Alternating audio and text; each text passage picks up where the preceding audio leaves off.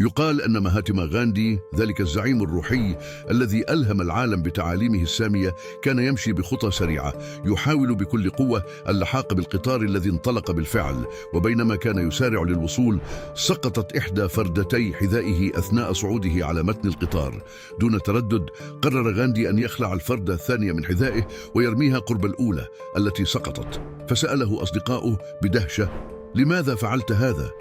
فابتسم غاندي ورد ببساطة وثقة: أردت للفقير الذي سيجدها أن يجد فرصة حقيقية، فالحذاء بمفرده لا يكفي لكي يسير، كما أنني لن أستفيد من الفردة الثانية، لكن إذا وجد شخص ما الفردتين معا فسيستفيد منها أكثر.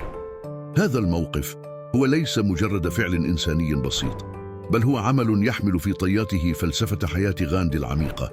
فلم يكن ينظر إلى الأمور ببساطة السطح، بل كان يبحث عن الفائدة الحقيقية، ليس لنفسه فحسب، بل